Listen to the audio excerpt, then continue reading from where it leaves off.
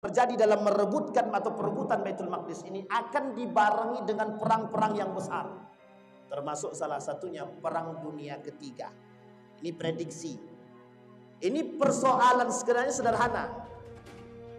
Baitul Maqdis, Palestina, sebagai salah satu sarana pemuka dan pembuka untuk Perang Dunia Ketiga. Sekarang kita bisa lihat yang akan berperang itu siapa-siapa saja. Amerika dengan Israel.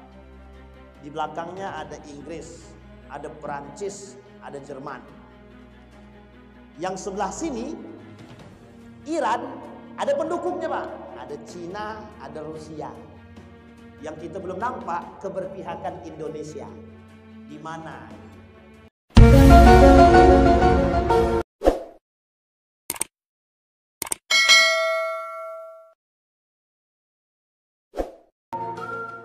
A'udzu billahi minasyaitonir rajim. Bismillahirrahmanirrahim.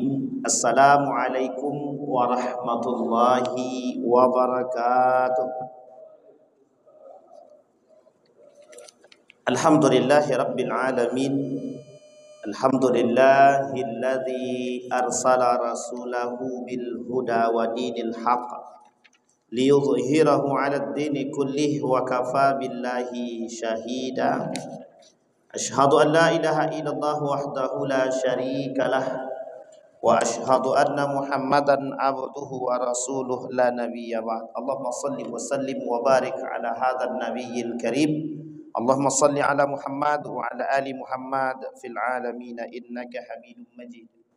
Ya ayyuhan nasu taqu rabbakumul ladzi khalaqakum min nafsin wahidah wa khalaqa minha zawjaha wa batha minhuma rijalan katsiran wa nisaa'a wattaqullaha alladzi tasaaluna bihi wal arham innallaha kana 'alaikum raqiba.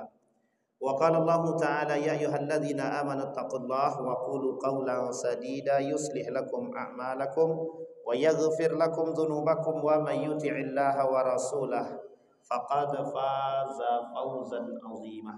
Puji syukur kehadirat Allah dengan mengucapkan alhamdulillahirabbil alamin. Berselawat kepada Nabi dengan mengucapkan Allahumma shalli ala Muhammad wa ala ali Muhammad fil alamin innaka Hamidum Majid. Bapak Ibu sekalian yang berbahagia, mudah-mudahan Allah limpahkan rahmat dan keberkahan. Insyaallah kita semua husnul khatimah. Amin ya rabbal alamin.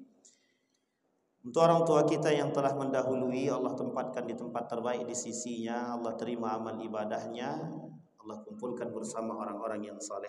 Untuk orang tua kita yang masih hidup, Allah sehatkan, Allah kuatkan, husnul khatimah. Amin ya rabbal alamin. Baik Bapak Ibu sekalian yang berbahagia, kita lanjutkan kajian kita.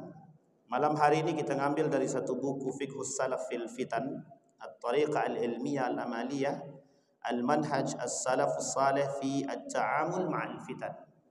Malam hari ini kita akan mengambil dari buku, materi dari buku fikihnya para ulama-ulama salaf tentang persoalan-persoalan fitnah yang terjadi di akhir zaman.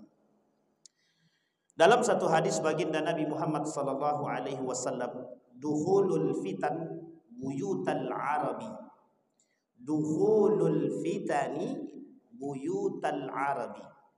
An Auf bin Malik radhiyallahu anhu qala ataitu an-nabi sallallahu alaihi wasallam fi ghazwati Tabuk wa huwa fi qubbati min Adam faqala u'dud sittan baina yaday as-sa'ah.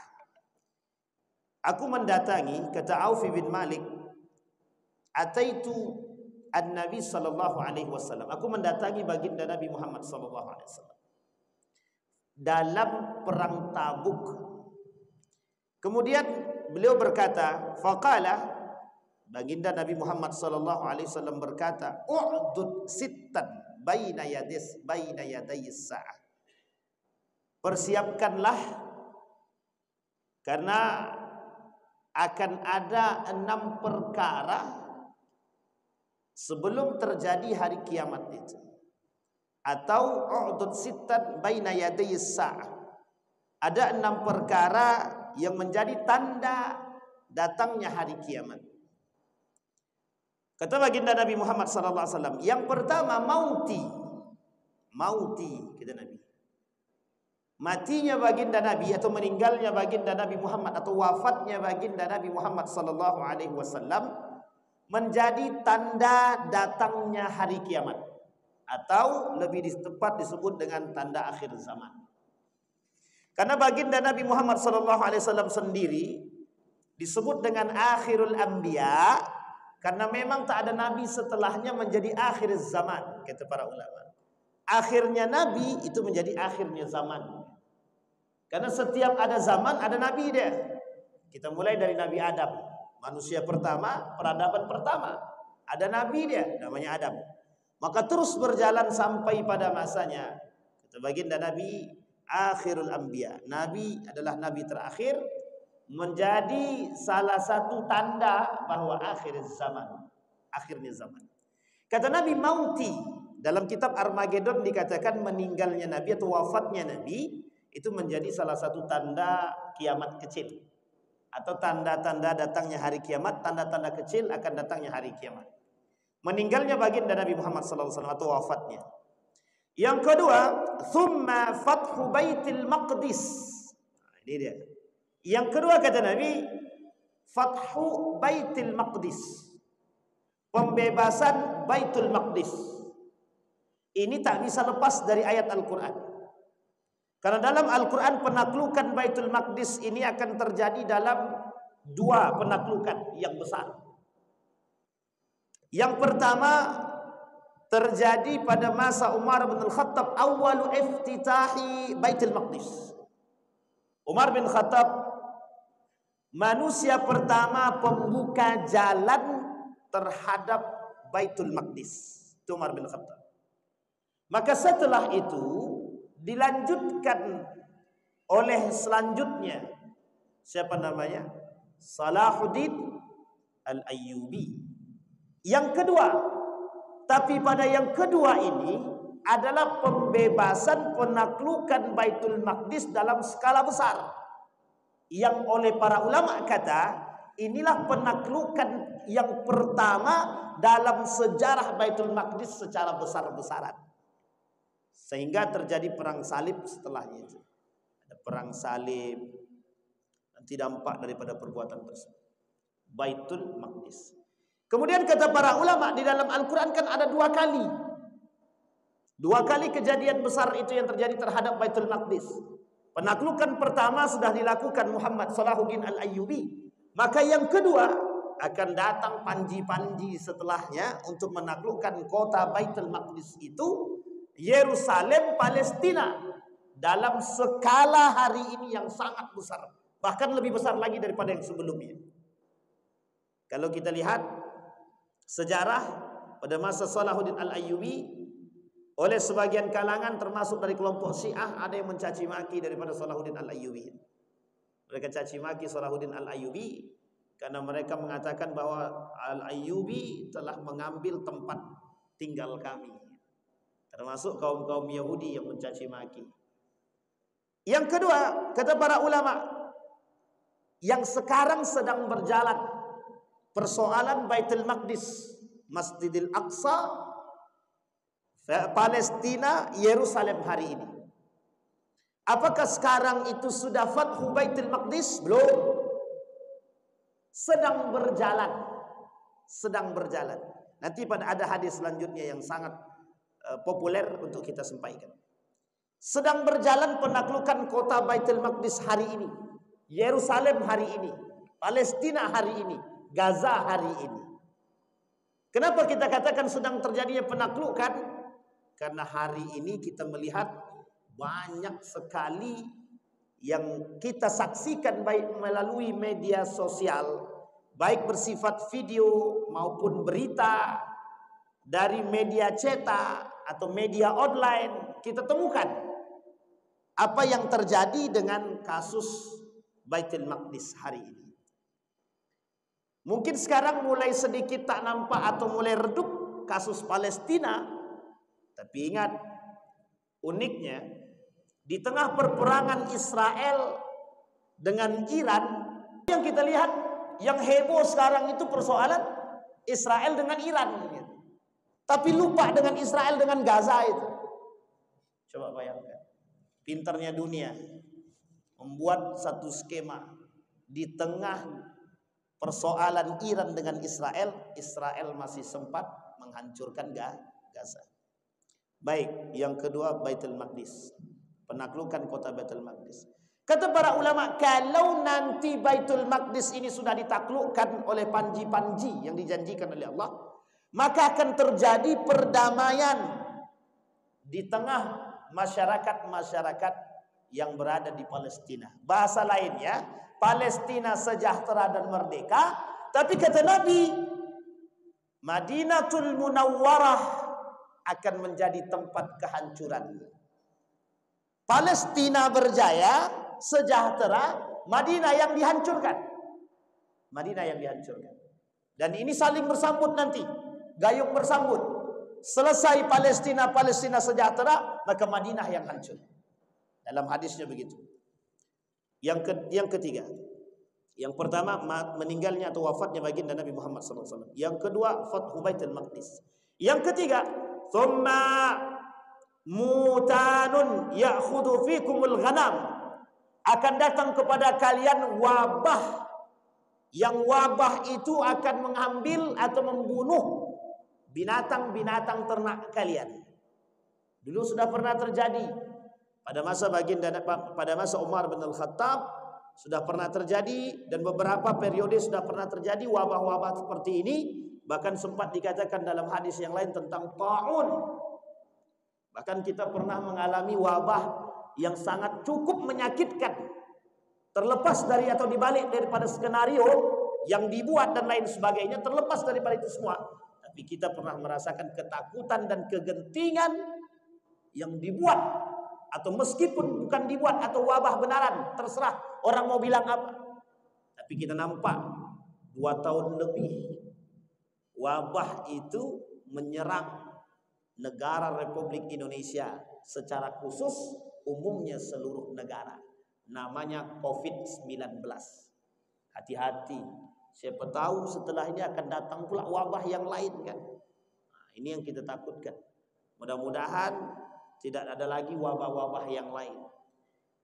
Itu mutan, wabah selanjutnya. Nah, akan mengambil ghanam, akan mengambil binatang-binatang ternak kalian, membunuh binatang-binatang ternak, seperti penyakit flu burung yang bisa membunuh hewan-hewan ternak. Kemudian kata Nabi, "Tsumma istafadatul mali hatta yu'ti ar-rajul 100 dinar fayadhillu sakhitan." Akan terjadi fitnah al-amwal, harta melimpah di tengah manusia. Orang-orang bersedekah, semua bersedekah. Akan banyak fitnah ini akan datang kepada mereka. Semua memiliki kekayaan yang melimpah, sulit mencari manusia yang miskin. Ini akan datang pada masanya. Sehingga ketika itu fitnah harta ini menjadi satu hal. Di dalam hadis yang lain dikatakan oleh baginda Nabi Muhammad SAW. Kata baginda Nabi Muhammad SAW, sami'tu Rasulullah SAW yaqul, dari Ka'ab bin Iyad, inna likulli ummatin fitnatan. Setiap umat ini punya fitnah. Wa inna fitnata ummati al-mal. Yang akan terjadi fitnah pada umatku, kata baginda Nabi, adalah fitnah harta. Nah, sekarang kan nampak tuh fitnah hartanya, Pak. Ini tak perlu kita jabarkan, sebenarnya sudah tahu semua. Orang berkelahi karena duit, orang berkelahi karena kekuasaan, orang berkelahi karena jabatan, orang saling bunuh-bunuhan karena duit, dan lain sebagainya. Karena duit 2.000 bisa saling bunuh. Persoalan, ya karena memang duit penting. Manusia hari ini berpikir tentang itu. Bahkan kata Nabi, Tuhan mereka, agama mereka, wadinuhum dananiruhum. Kata Nabi, kelak yang menjadi agama mereka itu bukan Islam. Mereka tak merujuk pada nilai-nilai agama Islam, tapi agama mereka adalah harta, dinar, dirham. Bahkan kata Nabi, kemuliaan syarafuhum mata'uhum. Kemuliaan mereka terletak pada harta benda mereka, harta yang mereka miliki. Semakin kaya mereka, semakin mulia manusia. Semakin miskin dia, semakin terhina dia. Nah hari ini kita temukan Pak, manusia-manusia tak berduit sangat terhina hari ini Pak. Tolak ukur manusia hari ini kekuasaan, tolak ukur manusia hari ini adalah harta benda. Kata Nabi, wa fitnati ummati, wa inna fitnata ummati al-amwal. Sesungguhnya fitnah umatku, kata Nabi, adalah harta. Coba bayangkan, nanti terjadi pertikaian antara si A dan si B, harta warisan. Itu paling banyak kalau Bapak Ibu pengen tengok orang betul-betul berkelahi karena harta, tengoklah persoalan warisan. Ada bapak-bapak nelpon saya, sampai sekarang kayaknya tak tahu tak ada selesai atau belum itu. Kami Ustaz, alhamdulillah, ada adik kami ini tak ditegurnya kami sampai hari ini. Sudah 7 tahun Ustaz, kami tak ditegurnya. Ternyata persoalan harta warisan. Nah, coba bayangkan. Itu adik-beradik kandung itu. Itu tak seberapa. Ada ibu yang dimasukkan ke dalam penjara oleh anak hanya karena harta warisan. Coba bayangkan. Jadi jangan salah Pak. Maka memang iman ini menjadi tolak ukur penting bagi manusia. Buktinya orang tua kandung, ibu kandung yang melahirkan bisa dipenjara dan digugat di pengadilan hanya karena harta warisan. Terlepas salah dan betul ibu ini, terlepas salah dan betul. Kalau ibu kandung yang kita persoalkan sampai ke titik seperti itu, beradabkah dia sebagai seorang anak? Itu pertanyaan besar. Tapi Pak Ustaz, kalau tidak kami beri pelajaran, seharusnya tidak begitu memberikan pelajaran. Justru itu menampakkan betapa bobroknya akhlak kita, betapa tidak baiknya iman kita. Sampai di sini bisa dipahami ya Bapak Ibu ya. Fitnah. Orang berkelahi karena harta banyak Pak. Kita ambil para penjual pesaing-pesaing. Samping jualan, di samping ini jualan jeruk, di sampingnya juga jualan jeruk.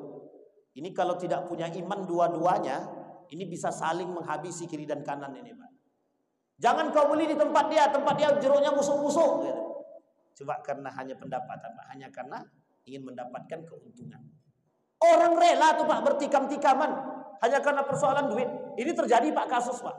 Di salah satu tempat seorang perempuan mengambil alih tempat parkiran karena sudah terjadi perubahan struktur pengambilan alih atau yang berkuasa terhadap lahan parkir tersebut. Besoknya perempuan itu dicekik sama orang yang penjaga sebelumnya. Coba bayangkan, hampir mau mati perempuannya, masuk rumah sakit langsung. Padahal mereka berdua masih ada hubungan famili. Nah, coba bayangkan, hanya karena persoalan parkir. Tapi bukan parkirnya menjadi masalah, imannya yang tak ada Pak. Kalau ada iman tak mungkin dia buat. Hinakah manusia tanpa uang? Kalau dia punya iman, Allah tidak akan menghinakan dia. Sekaya apapun manusia, kalau dia tidak beriman, Allah hinakan. Sekaya apapun dia. Ini fitnah. Kata Nabi, fitnatul mal. Baik. Kemudian yang ke 1, 2, 3, 4. Sekarang yang kelima. Thumma fitnatun la yabqa baitun minal arabi illa dakhalathu. Fitnah itu akan masuk ke rumah orang-orang Arab. Nah, ini akan kita jabarkan sedikit. Kita rujuk kepada hadis yang lain. Kata Nabi, ada 5 hal sebelum datangnya hari kiamat. Yusaku an la taquma as-saa'ah hatta, kata Nabi. Tidak akan terjadi hari kiamat sampai muncul 5 perkara. Satu di antara 5 tersebut, nomor ketiga, zaharat al-fitan. Sampai muncul fitnah-fitnah. Sekarang kita gambarkan. Apa fitnah tersebut? Banyak Pak. Fitnah-fitnah tersebut banyak. Fitnah perempuan, fitnah harta, fitnah kemudian anak, fitnah istri, fitnah suami, fitnah tetangga, dan fitnah-fitnah yang lain. Sekarang kita lihat apa yang dimaksud oleh Nabi dalam hadisnya. Hatta fitnatun dakhala ala baitil arabi. Fitnah itu akan masuk ke rumah orang-orang Arab. Kita lihat sekarang. Yang pertama fitnah yang masuk, yang kita sebut adalah fitnah musik.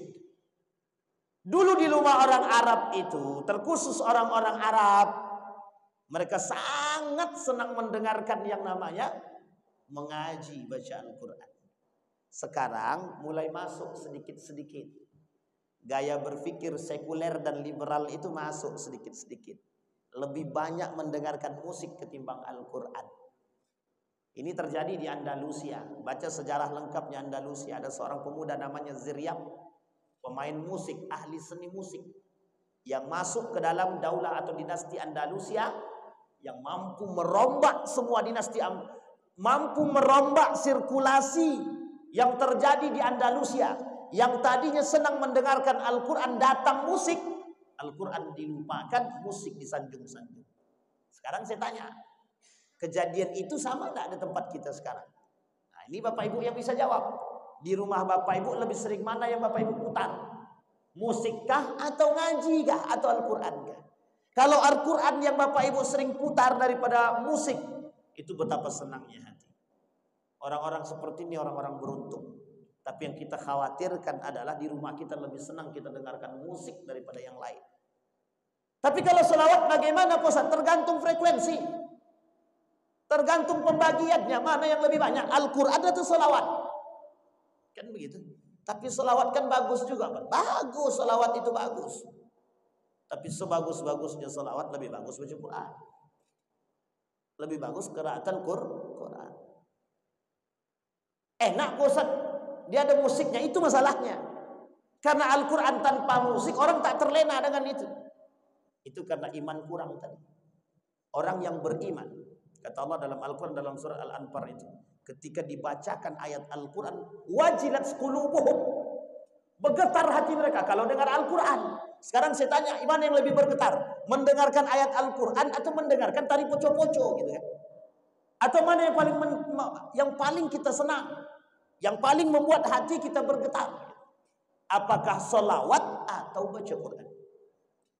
Tapi kami kalau dengar Quran, Ustaz, kami tergantung para pembacanya, Ustaz. Kalau Syekh Abdurrahman As-Sudais, kami senang, Ustaz. Bismillahirrahmanirrahim. Kata Abdurrahman As-Sudais, Alhamdulillahi Rabbil Alamin, Ar-Rahmanir-Rahim. Senang orang kan? Ini dia. Tapi kami tak senang kalau yang baca itu yang lain, Ustaz. Ada orang yang baca cuma lurus saja. A'udzubillahi minasyaitonirrajim. Bismillahirrahmanirrahim. Alhamdulillahirabbil alamin. Ar-Rahmanir-Rahim. Tak senang kami, Ustaz. Ini bukan persoalan irama. Nabi juga bilang dalam hadisnya, laisa minna man lam yataghadna fi qiraatil Quran. Bukan dari golongan kami siapa yang mengerti membaca Al-Quran dengan ilmu tajwid tapi dia tak pakai, kata Nabi. Bukan dari golongan kami siapa yang bisa membaca Al-Quran dengan fasih, dengan bagus, dengan irama yang baik tapi dia tak gunakan, kata Nabi. Laisa minna, kata Nabi. Hadisnya sahih. Jadi kalau kita bisa membaca Al-Quran dengan baik, silahkan dipakai. Nah, nanti fitnah ini muncul. Musik menjadi fitnah di tengah umat manusia hari ini. Dan itu terbukti. Hari ini sudah terbukti. Bahkan uniknya di dalam urusan keagamaan itu musik tidak pernah lepas. Dalam urusan keagamaan, bahkan dalam urus keagamaan musik tidak lepas. Adanya salawat dalam kajian, adanya orang-orang menyanyi dalam kajian, terserah, terlepas. Karena kita sekarang ini melihat prioritas. Apa yang saya katakan dengan prioritas? Mana yang kita prioritaskan dalam kajian itu?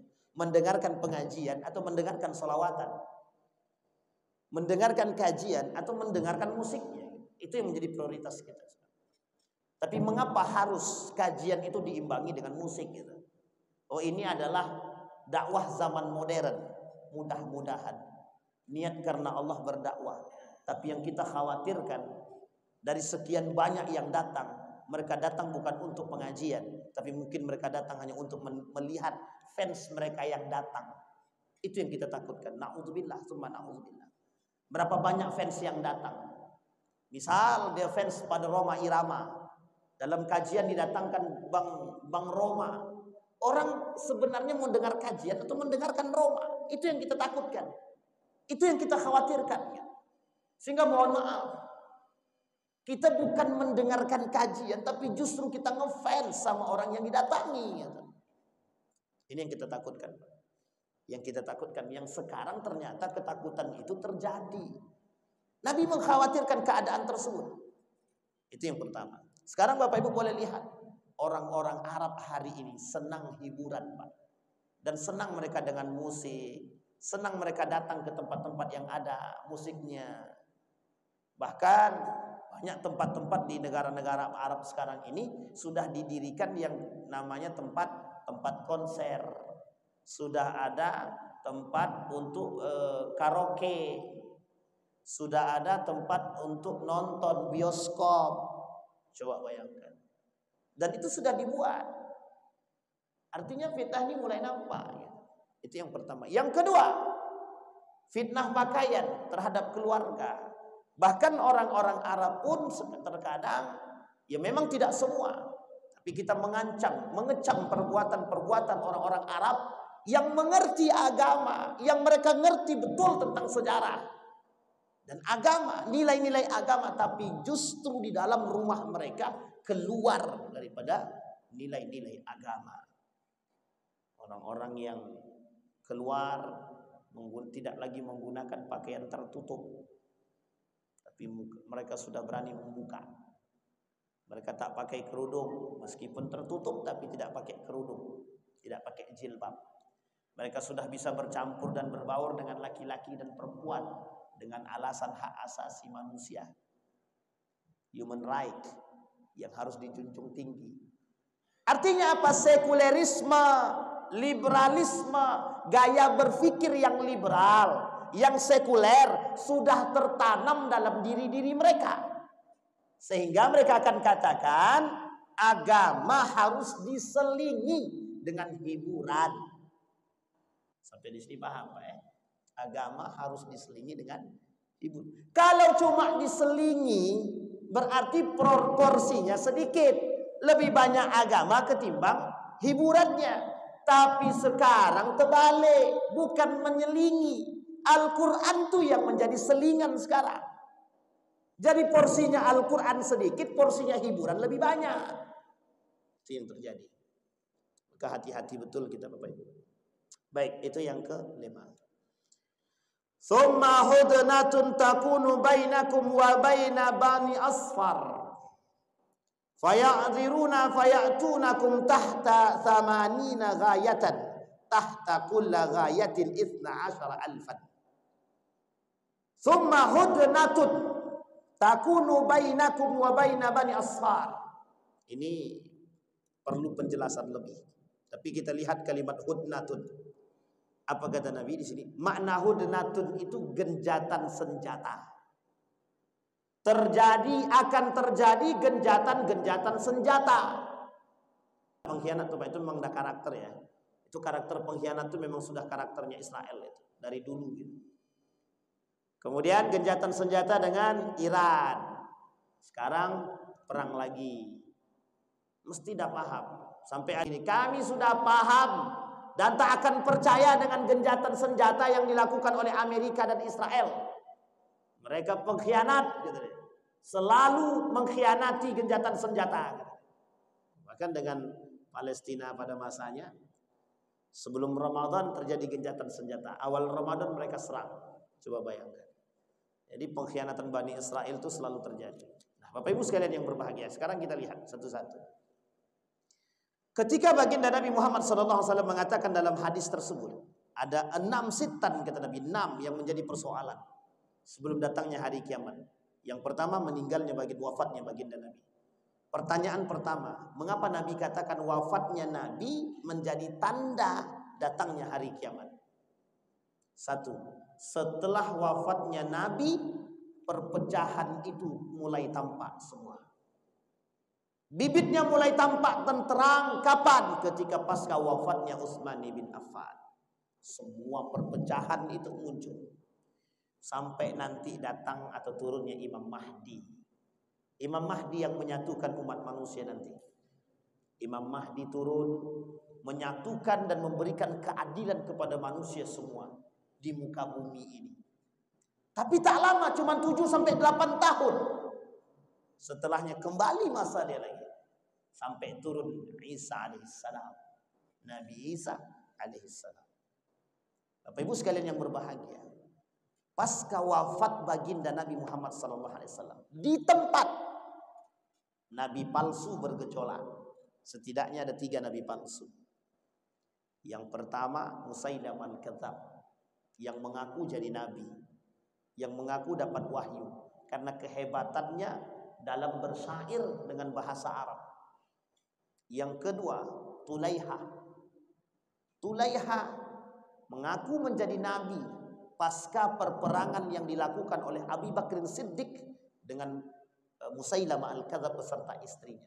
Yang ketiga istri daripada Musailamah al-Kadzab. Jadi Musailamah al-Kadzab ini mengaku nabi, menikah dengan seorang wanita yang juga ngaku nabi.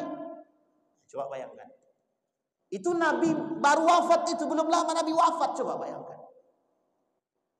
Bahkan satu masa dengan kewafatan baginda Nabi Muhammad SAW, sampai kata Umar bin Khattab, kata Abu Bakar, kita perangi. Gimana caranya? Harus perangi. Diperangi sama Abu Bakar. Kalah Musailamah al-Kadzab. Kemudian istri Musailamah al-Kadzab masuk kembali ke dalam Islam atau tobat, bertobat deh. Kembali menjadi muslimah yang baik. Yang kedua Tulaiha. Tulaiha mengaku jadi nabi pasca perperangan Abu Bakar dengan Musailamah al-Kadzab. Tulaiha ngaku nabi. Diperangi lagi sama Abu Bakar. Waktu itu yang diperintahkan adalah Khalid bin Walid. Lari tunggang langgang deh, Pak. Tulaiha nih. Setelah lari, balik lagi, diperangi lagi. Sampai pada akhir yang ketiga dia bertobat. Tulaiha ini tobat. Nabi palsu. Nah setelah dia taubat, perang selanjutnya dilakukan oleh Abu Bakar. Orang-orang yang murtad, yang keluar daripada Islam. Orang-orang yang tidak mau membayar zakat. Orang-orang yang mengatakan bahwa zakat tidak wajib. Diperangi semua sama Abu Bakar. Artinya dalam sejarah pasca wafatnya baginda Nabi Muhammad SAW, semua mulai terpecah. Hanya saja kondisi perpecahan ketika itu mampu diatasi oleh 2 khalifah sekaligus, Abu Bakar Siddiq dan Umar bin Khattab. Masih dapat kesepakatan semua para kaum muhajirin dan ansar yang mewakili semua umat muslim di dunia yang masuk Islam pada saat itu, mewakili kesepakatan mereka terhadap pengangkatan Abu Bakar Siddiq. Tidak ada pertikaian yang lebih. Yang kedua Umar bin Khattab. Ketika Umar bin Khattab naik menjadi seorang khalifah, bukan tidak ada yang mau memecah belah umat, bukan tidak ada. Ada, cuman tak sanggup. Jumlah tak besar, kekuatan kecil, nyali ciut. Itu pada masanya. Sehingga Umar bin Khattab tidak berlawanan dengan sesama muslim. Sehingga ekspansi Umar bin Khattab menaklukkan Baitul Maqdis pada saat itu selesai dengan cara yang baik. Ini yang dilakukan. Ternyata mulai nampak goyang kepemimpinan Islam itu pada masa kepemimpinan Utsman ibn Affan. Wafat baginda Nabi, turun pada masa sahabat. Disinilah Khalifah Utsman ibn Affan, 6 tahun kepemimpinan pertama disayang, 6 tahun terakhir menjadi cikal bakal fitnah yang tumbuh di kalangan umat muslim. Tuduhan demi tuduhan terdapat dibahas dalam kitab ini. Wafatnya Utsman ibn Affan menjadi tuduhan terbesar, Pak, yang mereka berikan kepada Utsman ibn Affan. Muncul kelompok-kelompok yang tidak suka dengan Utsman ibn Affan karena kasus nepotisme menurut mereka yang dilakukan oleh Utsman ibn Affan. Ini tentang wafatnya Nabi. Sehingga ketika Nabi wafat, diprediksi oleh para ulama dalam hadis baginda Nabi Muhammad SAW, terjadi perpecahan yang besar. Umat muslim berkelahi dengan muslim, umat muslim berkelahi dengan sesama muslim sampai berabad-abad. Sampai 4 periode. Dinasti Umayyah, dinasti Abbasiyah, Andalusia, Utsmaniyah. Keempat-empatnya, Pak. Runtuhnya keempat-empat kerajaan Islam ini masih banyak disebabkan karena urusan internal bukan eksternal saja. Internal berarti siapa? Umat muslim itu sendiri. Pertanyaannya, apa asbab yang paling besar? Asbab yang paling besar adalah masuknya paham sekuler, cinta terhadap dunia, cinta akan kekuasaan, cinta akan harta, dan ada yang paling parah, fitnah yang besar, fitnah wanita yang masuk dalam itu sekali, merusak tatanan semua. Makanya Bapak Ibu, ibu-ibu jangan tersinggung kalau fitnah perempuan ini berbahaya. Sampai Nabi bilang dalam hadisnya, apa kata Nabi dalam hadisnya? Kata Nabi, Masya Allah, ini kata Nabi. Kata Nabi, inna dunya hulwatun khadirah, wa inna allaha mustakhlifakum fiha fayanzur kaifa ta'malun, fattaqun nara wattaqun nisa, fa inna fitnata bani Israel kana fin nisa. Nabi bilang, hati-hati dengan api neraka, takutlah dengan api neraka, dan takutlah kalian dengan fitnah perempuan, fitnah wanita. Kenapa begitu? Karena ternyata fitnah wanita ini itulah fitnah yang paling besar. Kata Nabi, adarru 'ala rijali minan nisa. Yang paling dikhawatirkan oleh Nabi fitnah itu terhadap laki-laki adalah perempuan. Coba bayangkan.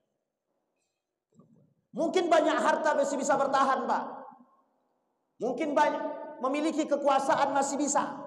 Ketika ditawarkan jabatan masih bisa dia mungkin menolak. Ketika ditawarkan uang haram masih bisa dia tolak. 1 miliar, 2 miliar masih bisa ditolak. Tapi kalau sudah rayuan wanita, apalagi wanita itu mohon maaf, agak sedikit seksi, goyang Pak, atuk-atuk pun ikut goyang. Kakek-kakek pun bisa ikut goyang. Nah, coba bayangkan. Apa fitnah perempuan tersebut? Banyak. Fitnah pakaiannya, fitnah ucapannya, fitnah tipu dayanya. Iblis itu paling senang menghasut perempuan. Jadi iblis itu paling senang berubah wujud menjadi perempuan, menjadi tukang fitnah, tukang hasut. Nah, tapi bukan perempuan ya, perempuan yang beriman, yang solehah, insya Allah tidak. Nah, ini poin penting, Pak. Sehingga fitnah ini menjadi besar, sangat besar. Kata Nabi, wa ador. Bahkan di dalam riwayat yang lain dikatakan, ma taraktu ba'di fitnatun akhwafa 'ala rijali minan nisa. Yang aku khawatirkan bukan persoalan rijal, laki-laki, tapi perempuan. Justru yang aku khawatirkan perempuan, kata Nabi. Kenapa? Karena fitnahnya lebih besar. Nah, jadi Bapak Ibu yang punya anak perempuan, jaga anak perempuannya Bapak Ibu, jaga. Anak laki-laki dan anak perempuannya jaga. Dijaga. Sulit Pak, sulit. Ini fitnah perempuan akhir zaman ini berat. Perempuan banyak yang berpakaian tapi telanjang. Banyak perempuan yang suka merebut suami orang. Banyak perempuan, mohon maaf, ya ini sebenarnya timbal balik ya, bukan hanya laki perempuannya, tapi konteks kita sekarang adalah fitnahnya perempuan. Dan itu banyak. Pakaiannya, perempuan nuntut karir, jadi wanita karir. Kalau tidak mau, kalau abang tidak setuju saya jadi wanita karir, ceraikan saya. Nah, coba bayangkan, ada perempuan nuntut minta diceraikan hanya karena ingin bekerja. Kata suaminya, jangan kau kerja lagi, aku cukup, aku sanggup membiayai hidupmu. Apa jawabannya? Kalau abang larang aku kerja, udah ceraikan aku saja. Kelak di akhir zaman banyak perempuan akan nuntut menggugat cerai suaminya, Pak. Itu yang kita khawatirkan, itu yang kita takutkan, Pak. Dan fitnah-fitnah seperti ini banyak, Pak. Hasutan rayuan perempuan ini sangat mematikan. Hati-hati. Baik. Nah, ini kembali kepada fitnah yang tadi. Maka kata baginda Nabi Muhammad SAW, itu meninggalnya atau wafatnya Nabi, kita lihat perpecahan itu semua terjadi. Orang Muslim dengan Muslim, orang Muslim dengan yang lain terjadi Pak setelah baginda Nabi wafat. Sampai hari ini umat Muslim dengan Muslim masih saling serang menyerangi. Coba bayangkan, saling serang. Yang satu sono menyerang yang sono. Padahal masjidnya sama, tempat duduknya aja yang beda. Aku tidak maulah di pojok itu. Pojok itu pengikut mazhabnya NU tuh. Aku sini aja lah, di sini agak sama dengan Muhammadiyah sedikit gitu. Aku yang belakang aja lah gitu. Biar sama pula dengan Persis gitu. Nggak lah, aku paling tengah aja lah biar sama dengan Salafi gitu deh.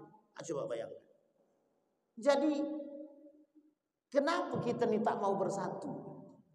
Wa'tasimu bihablillahi jami'a wa la tafarraqu. Hei umat muslim, saatnya kita bersatu, bukan berpecah belah lagi. Berhenti saling mencaci dan memaki, berhenti.